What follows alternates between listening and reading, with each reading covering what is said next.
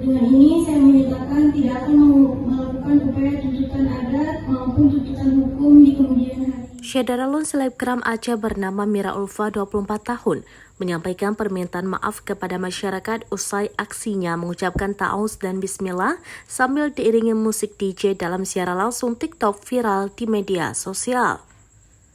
Aksi yang dilakukan pada 12 Januari 2025 tersebut menimbulkan berbagai reaksi publik. Bahkan sejumlah masyarakat menyebut aksinya itu telah melecehkan agama. Permintaan maaf itu disampaikan Mira Ulfa di hadapan Kepala Satpol PPWH Provinsi Aceh, Jalaluddin, dan Kepala Dinas Syariat Islam atau DSI Aceh, Zahrul Fajri, di kantor Satpol PPWH setempat pada Selasa 21 Januari 2025. Berikut pernyataan maaf dari Mira Ulfa. Assalamualaikum warahmatullahi wabarakatuh. Waalaikumsalam. Saya bertanya dua ini. Nama saya Mira Ulfa binti ini, tempat tanggal lahir Batu Menje, 15 Mei 2000, jenis kelamin perempuan, kewarganegaraan Indonesia, suku Aceh, agama Islam, pekerjaan mahasiswa, status perkawinan belum menikah, alamat. Dengan ini menyatakan sebelumnya saya mohon maaf dulu untuk semua warga Aceh, umat Islam, dan masyarakat. Saya mengakui dan membenarkan bahwa kegiatan live di TikTok pada tanggal 12 Januari 2024 adalah benar saya yang dengan tindakan yang saya lakukan tidak sengaja.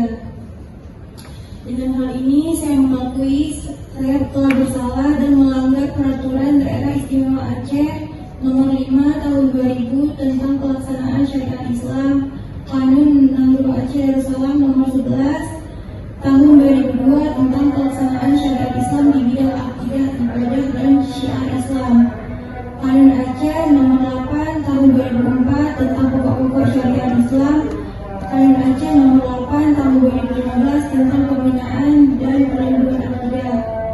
Saya meminta maaf kepada masyarakat Aceh, seluruh ulama, pemerintah Aceh, dan pemerintah kabupaten atau kota dan aparat penegak hukum atas tindakan yang saya lakukan saat live di TikTok. Saya juga berjanji tidak akan mengulangi lagi perbuatan tersebut.